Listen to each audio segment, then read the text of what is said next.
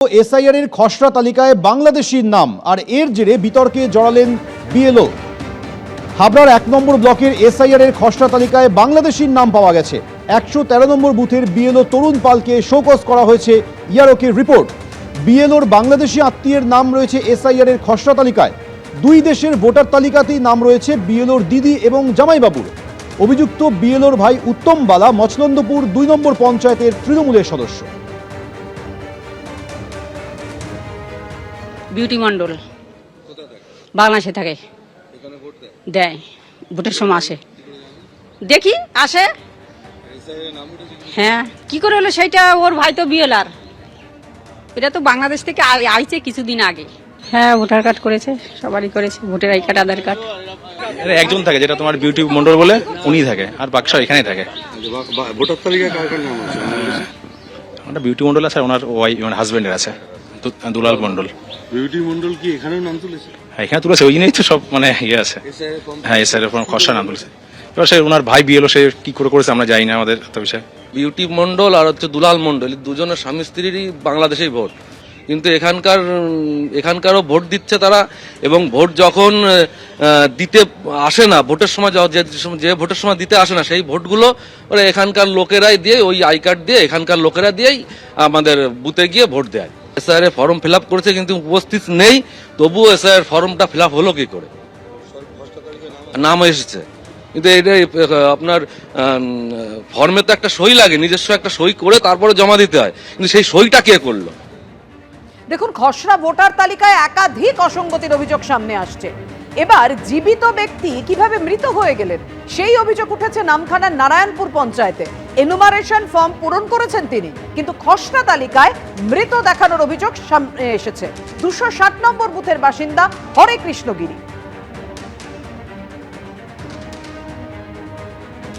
আমার বাড়িতে দুজন লোক এসেছিল বিডিও অফিস থেকে, তারা বলে গেল যে আপনি ওখানে গিয়ে বলেছিল যে তুমি আধার কার্ড আর আই কার্ড নিয়ে আমাদের পূর্বে প্রাইমারি স্কুলে দেখা করো। তারা সব ফর্ম টর্ম সব ফিল আপ করে রেখে দিচ্ছে। যাওয়ার সঙ্গে সঙ্গে আমাকে দেখে তারা ক্ষমা শিক্ষা চাইছে যে আমরা কাজ করতে গিয়ে ভুলে গেছে, আমাদের হয়তো মিস্টিং হয়ে গেছে, তা আমরা সেটাকে সমাধান করার জন্য আমরা ঠিক করে দেবো, তোমায় কিছু করতে হবে, তুমি একটা সই করে দাও। খারাপ লেগেছিল। আমি বলে এই বিষয়টা নিশ্চয়ই কেউ না কেউ জানাইছে পঞ্চায়েত থেকে গেছে বিডিও অফিস থেকে গেছে কমিশনে গেছে, না কমিশন জানবে কিনা? আমি তো বলে ইচ্ছা দেবে করবো, আর যাই করুন না কেন আমি এটাকে তদন্ত করে জানতে চাইছি।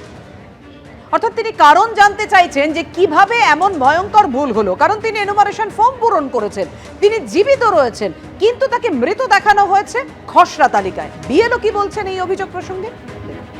হরে কৃষ্ণগিরির ডেথ এসছে, কিন্তু এটা অ্যাকচুয়ালি জীবিত উনি, কিন্তু আরো আমার শিফটের 5টা চলে এসছে, কিন্তু আর তারা অ্যাকচুয়ালি বসবাস করে বলতে পারবো না। এটা আমাদের তো পাঠাই না এরকম, আমরা তো সমস্ত ফর্ম ফিল আপ করে জমা দিয়েছি, কিন্তু ভুল কেন এলো আমি সেটা বলতে পারবো না। বড় ভুল তো বলতে আমি তো আমার খুব খারাপ লাগছে যে জীবিত মানুষের মৃত এলো।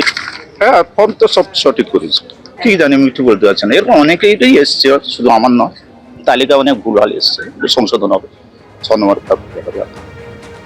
দ্রুত ত্রুটি সংশোধনের আশ্বাস এসেছে জেলা প্রশাসনের তরফে, কিন্তু এই নিয়ে রাজনৈতিক চাপানোতর তুঙ্গে। তৃণমূল বিজেপির বক্তব্য পরপর। আমাদের মাননীয় মুখ্যমন্ত্রী বহুবার বলেছেন, আমাদের অভিষেক বন্দ্যোপাধ্যায় সর্বভারতীয় সাধারণ সম্পাদক তৃণমূল কংগ্রেস, তিনি এটা নিয়ে সংসদে বারবার দরবার করেছেন। এসআইআর নিয়ে আমাদের ভারত সরকার, বিশেষ করে মোদী সরকারের একটা রাজনৈতিক চক্রান্ত হিসাবে আমরা এটা দেখেছি। এবং আমাদের টাইটেলটা যেটা আপনি বলছেন গিরি, এই গিরি টাইটেলটা মেদিনীপুরের লোক ছাড়া হয় না, এবং এখানকার স্থায়ী বাসিন্দা দীর্ঘদিনের মানুষজন, তাকে যদি মৃত করে দেয়, এটা একটা সুকৌশলে করা হচ্ছে। এটা উদ্দেশ্য প্রণীতভাবে মানুষকে বিভ্রান্ত করার জন্য, তৃণমূল কংগ্রেসকে বিভ্রান্ত করা যায় না, বিশেষ করে মমতা ব্যানার্জিকে কালিমা লিপ্ত করার জন্য।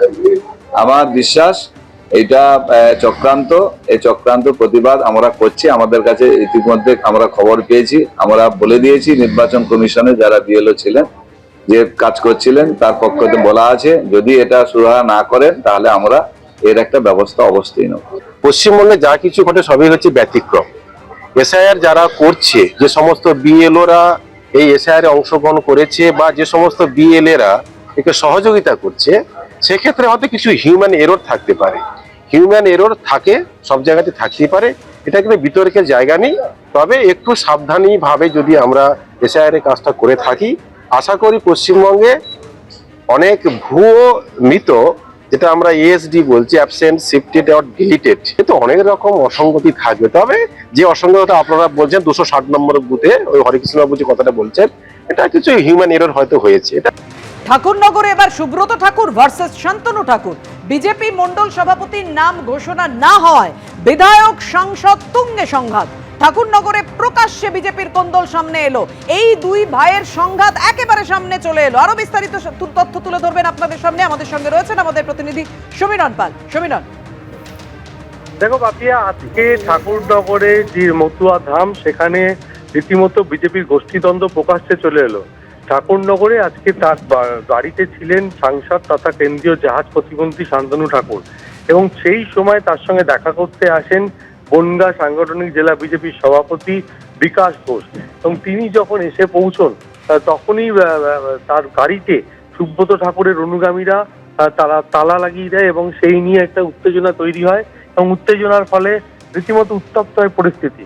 এবং গাইঘাটার বিজেপি বিধায়ক সুব্রত ঠাকুরের অভিযোগ যে দীর্ঘদিন ধরে গাইঘাটার বনগাঁ সাংগঠনিক জেলা বিজেপির সভাপতি নির্বাচিত হয়েছেন বিকাশ ঘোষ, কিন্তু গাইঘাটে এক মণ্ডলের এখনো পর্যন্ত কোনো সভাপতি নির্ধারণ করেনি। সামনে 2026-এ বিধানসভা নির্বাচন, আর এই নির্বাচনে বিজেপি, সিপিএম এবং অন্যান্য বিরোধীদের সঙ্গে পাল্লা দেওয়ার জন্য যে সাংগঠনিক দুর্বলতা তৈরি হচ্ছে বিজেপির, এবং সেখানে শূন্যস্থান রয়ে গেছে, সংগঠন মজবুত করার জন্য দ্রুত মণ্ডল সভাপতি নির্বাচনের প্রয়োজন রয়েছে, কিন্তু সেটা করা হচ্ছে না, টালবাহানা করা হচ্ছে। এবং এই দাবি তুলে এবং দীর্ঘদিন ধরে জেলা সভাপতিকে জানানো সত্ত্বেও তিনি কোনো উদ্যোগ নেননি।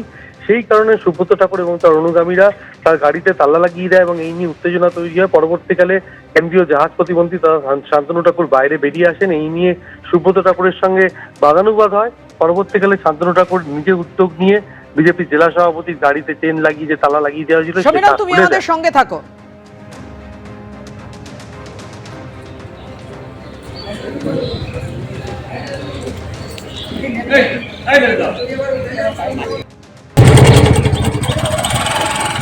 বনগাঁর বিজেপি সভাপতি বিকাশ ঘোষের গাড়ির চাকায় শিকল দিয়ে তালা লাগিয়ে দেন বিজেপি বিধায়ক সুব্রত ঠাকুর। তালা খুলতে গেলে শান্তনু ঠাকুরের সঙ্গে সুব্রত ঠাকুরের বচসা বাঁধে। শান্তনু ঠাকুর বলেছেন যে সুব্রত ঠাকুর গাড়িতে তালা লাগিয়ে ঠিক করেননি, অভিযোগ থাকলে আলোচনা করাই যেত। আর এই নিয়ে তুঙ্গে সংঘাত।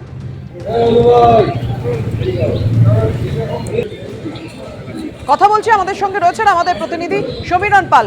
সমীরণ, একেবারে দেখা যাচ্ছে যে গাড়িতে শিকল দিয়ে তালা লাগানো। সুব্রত ঠাকুর কি বলেছেন এই প্রসঙ্গে? শান্তনু ঠাকুর যে কথা বলছেন যে আলোচনা করেই তো মিটিয়ে নেওয়া যেত। একেবারে পাপিয়া, যেহেতু তিনি কেন্দ্রীয় জাহাজ প্রতিমন্ত্রী এবং বনগাঁর সাংসদ, তিনি যেটা জানাচ্ছেন যে দলের এটা আভ্যন্তরীণ বিষয়, এটা নিজেদের মধ্যে বসে মিটিয়ে ফেলা যেত। কিন্তু সেখানে ঠাকুরনগর মতুয়া ধাম, যেখানে অন্যান্য ভক্তরাও এসেছিলেন আজকে, সবার সামনে এইভাবে বিজেপির জেলা সভাপতিকে হেনস্থা করার কোনো প্রয়োজনই ছিল না, এবং অকারণে এই ধরনের ঘটনা ঘটানো হচ্ছে। এই নিয়ে দুই ভাইয়ের মধ্যে বাদানুবাদ তৈরি হয়। পরবর্তীকালে শান্তনু ঠাকুরের উদ্যোগে সেই চেনে তালা লাগানো ছিল, সেটা খুলে দেওয়া হয়, এবং শান্তনু ঠাকুর যেটা জানিয়েছেন যে দলের মধ্যে নিজেদের মধ্যে আলোচনা করেই বিষয়টি মিটিয়ে ফেলা যেত, কিন্তু এই ঘটনা না ঘটলেই ভালো হতো। এই বিষয়টিকে কটাক্ষ করেছেন তৃণমূল নেত্রী তথা রাজ্যসভার সাংসদ এবং অল ইন্ডিয়া মতুয়া মহাসংঘের সংঘাধিপতি মমতা ঠাকুর। তিনি বলেছেন যে বিজেপির এই গোষ্ঠীদ্বন্দ্ব পরবর্তীকালে আরো বাড়বে, এটা সূচনা মাত্র। সমীরণ, তুমি আমাদের সঙ্গে থাকো। তোমার সাথে আমার কথা, আমার বাড়িতেও আসছে, আমার সঙ্গে দেখা করতে আসছে। ঠিক আছে, আমার ওর সাথে কথা। আমার কথাটা হচ্ছে যে তুমি সেদিনকে পালাই গেল, তাপসদা সেদিনকে বললো, তাপস না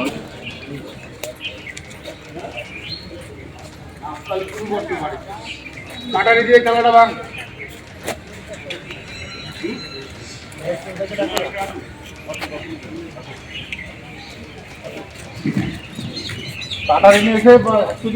তোমার সাথে আমার কথা, আমার বাড়িতেও আসছে, আমার সঙ্গে দেখা করতে আসছে। ঠিক আছে, আমার ওর সাথে কথা।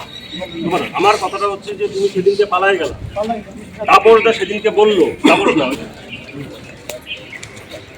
হ্যাঁ সমীরণ, আমরা দেখতে পাচ্ছি কিছু একটা প্রসঙ্গে কথা বলছেন দুজনের মধ্যে। সে কি কথা হয় এদের দুজনের মধ্যে যে কারণে এই তীব্র বাদানুবাদ?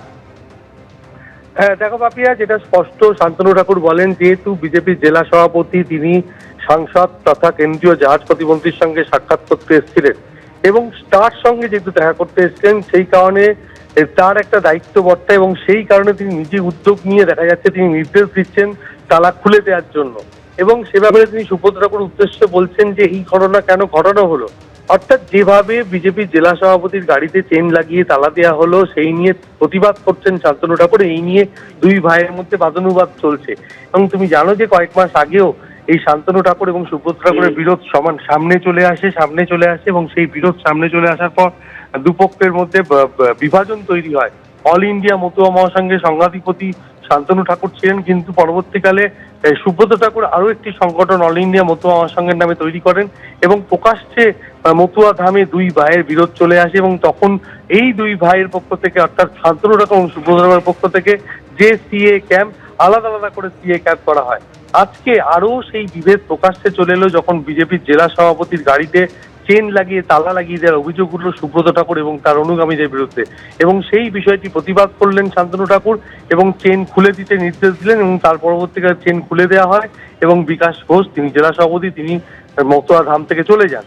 যদিও তিনি এ ব্যাপারে কোনো মন্তব্য করতে চাননি, কিন্তু গাইঘাটার বিজেপি বিধায়ক সুব্রত ঠাকুর সরাসরি অভিযোগ করেছেন দীর্ঘদিন ধরে টালবাহানা করে গাইঘাটা 1 নম্বর মণ্ডলের সভাপতি নির্বাচন করা হয়নি, কর্মীদের উপর ক্ষোভ বাড়ছে, সেই কারণে একটা প্রতিবাদ করা হয়েছে। এবিপি আনন্দ, এগিয়ে থাকে, এগিয়ে রাখে।